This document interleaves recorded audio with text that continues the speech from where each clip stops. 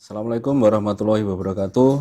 Perkenalkan, saya Yudi Wibowo, SPD MSN. Saya dosen dari Prodi Desain Komunikasi Visual Universitas Shahid Surakarta. Saya mengampu mata kuliah yang wajib dan sesuai dengan bidang saya, yaitu ilustrasi. Di sini saya akan menyampaikan materi tentang ilustrasi naratif yang diambil dari CPL 6, yaitu mampu mengimplementasikan kreativitas dan design thinking dalam menghasilkan solusi komunikasi visual.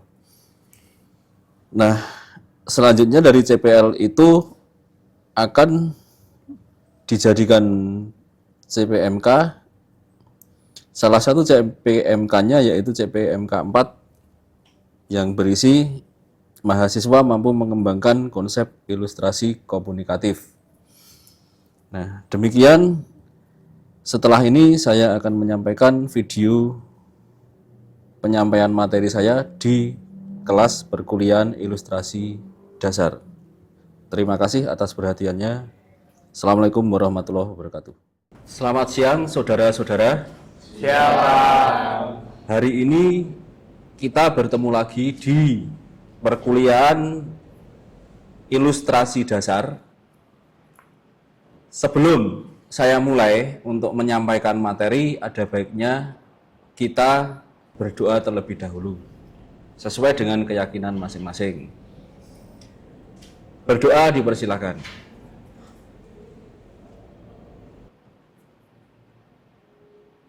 Selesai. Nah, di kesempatan hari ini mata kuliah ilustrasi dasar materinya adalah ilustrasi naratif, yaitu mata kuliah ilustrasi yang menjelaskan tentang narasi-narasi. Ya, yang dimaksud narasi itu apa? Kan gitu. Ilustrasi naratif adalah dari kata ilustrasi dan naratif. Naratif itu berarti bercerita, menyampaikan cerita, baik cerita fiksi maupun non-fiksi. Tetapi pada umumnya ilustrasi naratif itu tentang karya-karya yang fiksi, yaitu karya yang merupakan karangan untuk suatu kepentingan tertentu. Jadi ada penceritaan yang berfungsi sebagai komunikasi untuk tujuan tertentu, gitu ya. Nah, di sini ada dua hal yang sebenarnya sama tentang bercerita, menjelaskan suatu materi, atau menceritakan sesuatu yang dirasa penting untuk disampaikan melalui karya-karya ilustrasi. Yang pertama adalah ilustrasi narasi dan ilustrasi deskripsi. Jadi ada sedikit perbedaan antara narasi dan deskripsi, gitu ya. Narasi itu yang dimaksud adalah pembahasan tentang cerita atau yang menceritakan suatu kejadian yang benar terjadi atau fiktif. Tadi saya sampaikan di depan bahwa fiksi atau non-fiksi itu bisa dirancang untuk membuat ilustrasi naratif ini, gitu ya.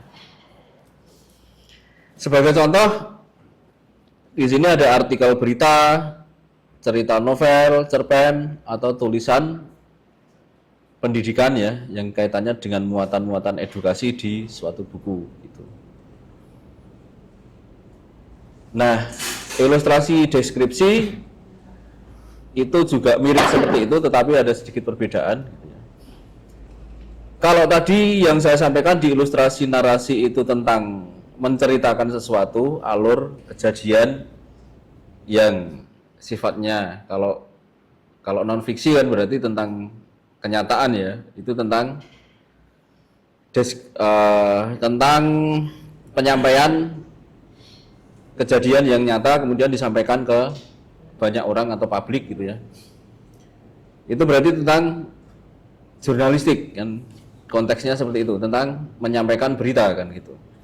Kemudian yang non fiksi itu menceritakan tentang karya-karya rekaan atau karangan seperti itu.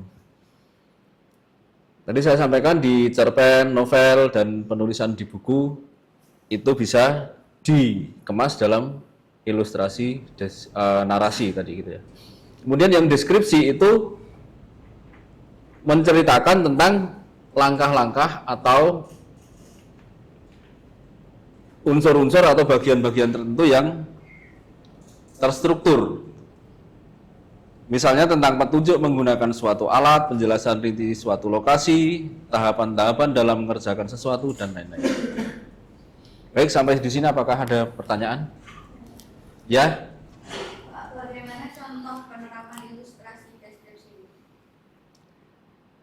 Baik, pertanyaan yang sangat bagus. Di sini saya belum menyampaikan contoh yang banyak ya dalam penerapannya. Gitu ya. Di sini hanya saya menuliskan singkat yang termasuk dalam narasi maupun deskripsi. Contoh ilustrasi deskripsi itu kalau di manual book misalnya, contohnya kalau kita membeli barang-barang elektronik ya, yang pengoperasiannya perlu petunjuk gitu ya. Jadi di manual book, misalnya kita beli alat elektronik yang membutuhkan petunjuk teknis pengoperasiannya gitu kan, biasanya ada gambar-gambar ilustrasinya gitu. Lebih gampang lagi gitu ya, yang singkatnya gitu ya. Ilustrasi yang deskriptif itu didesain kemasan gitu ya. Kemasan mie instan misalnya. Bahkan di situ ada cara memasak, itu ada gambarnya misalnya. Ya. Posisi ilustrasi itu kan memperjelas teks gitu ya. Sebenarnya salah satunya gitu ya. Walaupun sebenarnya dari kita kembalikan ke konsep ilustrasi itu semua hal yang sifatnya visual kemudian menjelaskan sesuatu, lebih mempermudah pemahaman bagi audien yang menyimak suatu informasi kan gitu. Jadi contohnya tadi ada manual book misalnya, kemudian di kemasan misalnya ada dari salah satu produk mie instan misalnya cara memasak dari mulai membuka kemasan mengeluarkan isi, terus menyiapkan air rebus, air yang sudah direbus, kemudian menuangkan, menambahkan bumbu dan sebagainya, itu kan contoh-contoh gambar-gambar yang disusun menjadi langkah-langkah memasak mie instan gitu di situ. Jadi ilustrasi deskriptif itu tentang urutan gitu ya, suatu langkah atau unsur atau bagian-bagian tertentu dari suatu struktur gitu ya. Kalau bagian-bagian tertentu dari struktur itu di gambar-gambar teknis itu banyak kan gitu. Bagian-bagian mesin atau mungkin di map dan sebagainya kita membutuhkan banyak ilustrasi yang sifatnya seperti itu. Dibuat struktur gitu ya. Ada urutan gitu ya. Dari bagian ini dengan masing-masing penjelasan ilustrasi. Baik, apakah sudah cukup jelas dari pertanyaan tadi ya, yang sudah saya jawab ya gitu. Nah, begitu. Kalau ilustrasi narasi ya yang sudah saya tuliskan di sini kan sudah bisa membayangkan sendiri ya, jadi dari artikel berita misalnya. Artikel berita ada tulisan ya, tulisan artikelnya, kemudian ada gambar di situ gitu ya. Ya biasanya foto bisa, hasil fotografi maksudnya dengan gambar kan juga bisa. Misalnya ada peristiwa bencana alam gitu ya, kronologisnya bagaimana kan misalnya. Perlu ilustrasi tidak gitu kan untuk memperjelas dari teks itu gitu ya. Kadang-kadang berita yang lengkap kan kalau menjelaskan artikel dengan gambar itu kan biasanya ada diagram yang dibutuhkan gitu. Kemudian ada ilustrasi tentang kronologisnya misalnya kayak gitu. Di cerita novel kadang-kadang juga novel kan tidak sepenuhnya hanya covernya yang ada gambarnya gitu ya. Kadang-kadang ada beberapa halaman tertentu yang perlu untuk menjelaskan dengan gambar chapter tertentu atau bab-bab tertentu kan gitu. Di awal bab maupun di mana saja sebenarnya boleh ya. Demikian juga cerpen, tulisan di buku dan sebagainya. Apakah lagi kalau segmentasi dari buku gitu ya. Buku itu untuk anak-anak, untuk edukasi kan banyak gambar kan di situ. Misalnya proses fotosintesis misalnya kayak gitu. Di buku IPA ya, IPA untuk anak-anak misalnya. Di situ ada gambar tumbuhan, gambar matahari dan sebagainya yang fungsinya untuk menjelaskan suatu materi tentang fisika itu, tentang proses fotosintesis itu. Tapi kemasannya karena anak-anak itu dengan storytelling yang simpel, yang khusus dan sesuai dengan target audiens kan gitu ya. Jadi dengan tidak bahasa-bahasa yang saintifik yang rumit kan gitu. Tapi dengan cara penceritaan naratif yang mudah dipahami anak-anak, kemudian dikasih gambar kan gitu. Itu contohnya gitu. Di cerita novel juga berlaku seperti itu, hanya biasanya kan segmentasinya beda, maka cara membuat ilustrasinya juga ada perbedaan gitu ya. Baik, saya lanjutkan. Ini sudah jelas ya materi di sini. Oke. Baik. Jadi poinnya untuk naratif dan deskriptif ini di langkah-langkah atau struktur gitu ya. Kalau di deskripsi, kalau di naratif itu tentang storytelling, penceritaan yang sifatnya narasi gitu.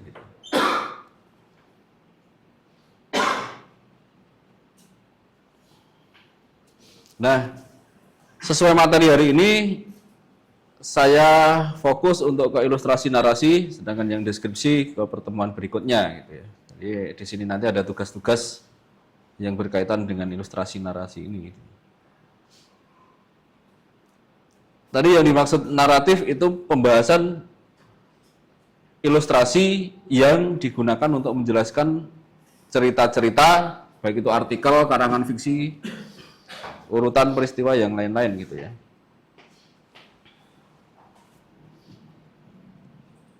Ilustrasi naratif ini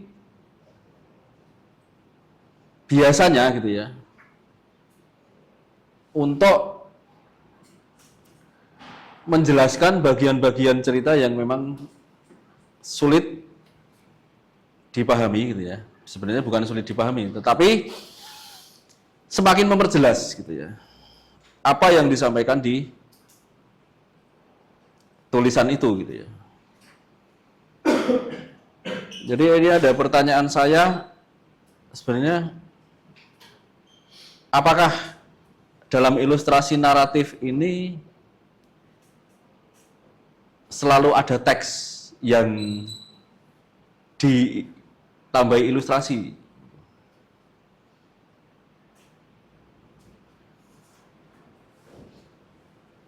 Sebagian besar memang seperti itu. Jadi ada semacam paragraf-paragraf teks, kemudian ada gambar yang menjelaskannya. Ilustrasi ditemui di karangan-karangan seperti novel grafis, cerita bergambar, komik, buku panduan, dan lain-lainnya. Buku panduan itu juga disampaikan dengan penceritaan, gitu ya. Misalnya panduan skripsi, gitu ya.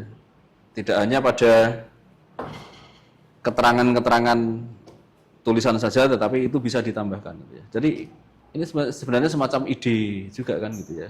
Jadi panduan skripsi yang biasanya banyak ketentuan-ketentuan itu kan biasanya kita bisa berkarya dengan penjelasan gambar dan lebih simpel untuk kalimat-kalimatnya. Terus informasi-informasi gitu ya, informasi-informasi yang diceritakan dengan panjang itu bisa dipersingkat tetapi diperkuat oleh gambar-gambar atau narasi yang divisualkan gitu ya. Jadi sebenarnya ilustrasi naratif itu bisa kita menggunakan istilah visual storytelling ini. Jadi menceritakan sesuatu, kemudian cara menceritakannya lebih dominan ke visual. Visual storytelling kita bisa ke cerita yang bergambar. Bahkan kalau kita bawa ke jenis-jenis karya visual gitu ya, komik pun sebenarnya termasuk pada ilustrasi yang naratif ini gitu ya. Komik apalagi kalau komik itu ke komik yang sifatnya komik panjang gitu ya, panjang atau buku komik, cerita yang panjang atau buku komik gitu ya. Kisah-kisah yang diceritakan yang disertai dengan gambar, jadi dialog dalam frame gitu ya. Nah kalau yang cerita bergambar ini biasanya teks paragraf dulu, baru ada keterangan satu kotak gambarnya atau beberapa. Kalau komik kan langsung ya, kita ke frame-frame untuk menunjukkan ceritanya itu gitu. Ada dialog dari karakter tokoh di dalam komik itu, kemudian ada kotak untuk narasinya gitu. Dialognya itu dengan balon kata kan gitu. Nah, hal seperti itu sebagai perwujudan karya dari ilustrasi yang dikategorikan sebagai ilustrasi naratif ini.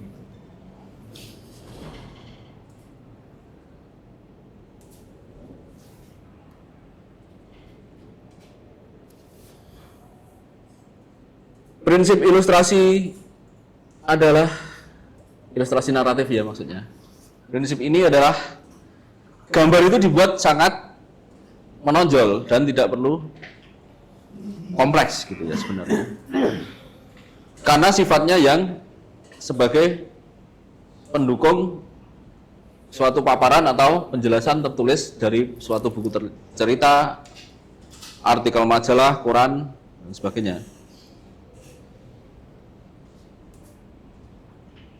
Jadi yang diutamakan adalah ilustrasi-ilustrasi yang sebenarnya to the point gitu ya. Apa ada ilustrasi yang lain gitu ya? Ya, ilustrasi kan jenisnya macam-macam sebenarnya, berbeda-beda. Di sebagian Anda ya, di yang desainer t-shirt atau kaos ya kan biasanya, atau cover album misalnya. Itu kan biasanya kan banyak gambar, banyak objek, banyak yang kompleks kan gitu. Itu juga ilustrasi, tetapi ilustrasi yang tidak hanya sekedar menjelaskan sesuatu, tapi kalau itu kan sudah ilustrasi yang mengarah ke sesuatu yang menampilkan estetika yang tinggi, terus yang menampilkan artistiknya yang lebih diutamakan gitu ya. Jadi intinya lebih kompleks gitu ya dari secara visual. Tetapi untuk ilustrasi naratif ini biasanya lebih simpel karena posisinya spesifik, hanya untuk menjelaskan apa suatu cerita atau sesuatu yang sudah ditulis kemudian dijelaskan dengan gambarnya gitu ya. Jadi berbeda dengan desain-desain yang lain, mungkin yang ada di kaos, yang ada di tempat-tempat lain ya. Ilustrasi digital yang sebagai konsep art gitu ya. Kalau konsep art kan berbeda ya, atau doodle dan sebagainya itu kan kompleks biasanya, banyak gambar, banyak ini, karena masih berfokus pada visual yang artistik gitu. Tetapi untuk ilustrasi naratif ini lebih ke fungsi komunikasi visualnya, yaitu menjelaskan dengan mudah dari teks-teks gitu ya. Jadi dia tidak membutuhkan gambar-gambar yang dengan gaya visual yang sangat rumit, kompleks dan artistik kan gitu. Jadi yang penting bisa lebih jelas gitu ya untuk mendukung suatu penjelasan yang ada di teks atau cerita itu. Sudah jelas ya? Oh ya, jelas sekali. Nah, ini ada gambar-gambar contoh bagaimana ilustrasi naratif itu kan gitu.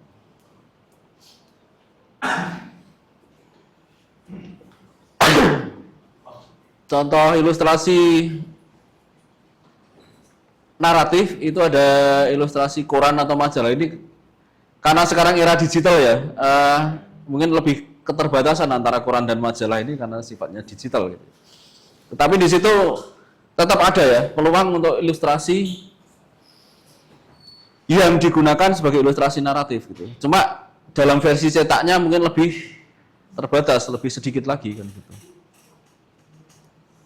Dulu di era-era sebelum digitalisasi media, majalah atau koran ini kan ruang itu banyak, majalah itu banyak. Selain fotografi yang berkaitan dengan pemberitaan, itu juga dengan ilustrasi-ilustrasi gitu. Misalnya ada cerpen gitu kan, ada cerpen yang atau cerbung ya, cerita yang bersambung gitu. Terus ada semacam satu gambar gitu ya, yang biasanya untuk mengilustrasikan isi cerita itu, kaitannya dengan latar ceritanya itu. Contohnya kalau itu settingnya, latar belakang ceritanya itu ya di zaman klasik atau zaman kerajaan misalnya kan ada visual ya, misalnya kalau di Jawa misalnya zaman cerita yang diangkat ke cerita-cerita ketoprak atau wayang dan sebagainya kemudian dijadikan suatu cerita bersambung di koran atau majalah, biasanya ada visualisasi tokohnya itu mengenakan pakaian-pakaian yang tradisional kan gitu. Itu adalah contoh dari ilustrasi suatu narasi yang ada di koran dan majalah itu. Ilustrasi buku gitu ya. Buku kita juga bisa membayangkan sendiri. Kemudian ada media informasi, media promosi dan infografis gitu ya. Mungkin ada yang ditanya. Di belakang sepertinya ada pertanyaan. Pak, Malah di depan ya. Oke. Apakah ada media lain yang menerapkan ilustrasi ini? Pertanyaan yang juga bagus ya. Media lain. Ya. Di sini ya media yang saya contohkan adalah koran, buku, kemasan, media informasi, media promosi, infografis. Media promosi ini contohnya apa ya? Penawaran-penawaran komersial kayak seperti iklan kan gitu ya. Media informasi berarti petunjuk-petunjuk gitu ya. Signage system kaitannya dengan identitas dan sebagainya itu media informasi. Nah, saya kembalikan dulu pertanyaannya, menurutmu ada tidak kan gitu? Kira-kira. Media kita tidak terbatas gitu ya, ada di website misalnya, UI UX interface suatu tampilan itu kan juga kadang-kadang perlu untuk mencantumkan ilustrasi gitu ya. Misalnya di suatu web ada penjelasan tentang cerita yang historis tertentu gitu ya. Webnya mungkin web dari kebudayaan ya, pokoknya dalam konteks kebudayaan atau sejarah gitu ya. Nah, di situ mungkin memuat naskah-naskah yang sifatnya naskah-naskah lama ya, dari story-story lama dari suatu naskah, kemudian di web itu juga membutuhkan ilustrasinya gitu ya. Bahkan mungkin kalau kita gali lagi di sini infografis kita kembangkan misalnya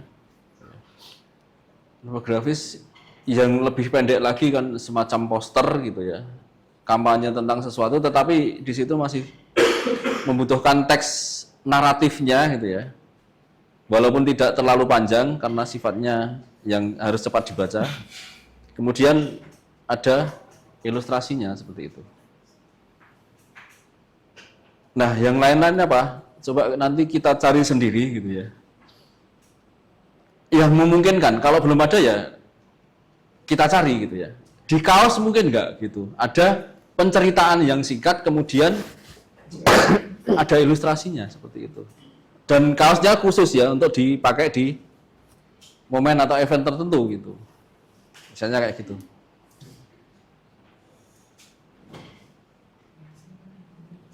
Jadi cukup ya untuk materi hari ini yang saya jelaskan untuk ilustrasi narasi ini. Untuk berikutnya ya saya lanjutkan deskriptif gitu ya.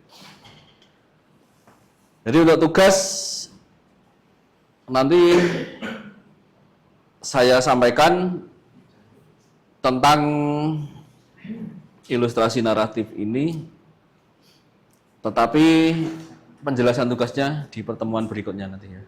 Jadi untuk hari ini setelah perkuliahan ini silahkan dipahami, dicermati, dibaca, cari contoh kan gitu. Jika ada pertanyaan ya ditanyakan di pertemuan berikutnya. Demikian penyampaian materi untuk hari ini di perkuliahan ilustrasi dasar. Kurang lebihnya saya mohon maaf gitu ya. Jika ada kata-kata yang tidak berkenan gitu ya, dan semoga untuk materi ini memang benar-benar bermanfaat bagi kita belajar bersama gitu ya. Baik, saya tutup perkuliahan hari ini. Selamat siang semuanya.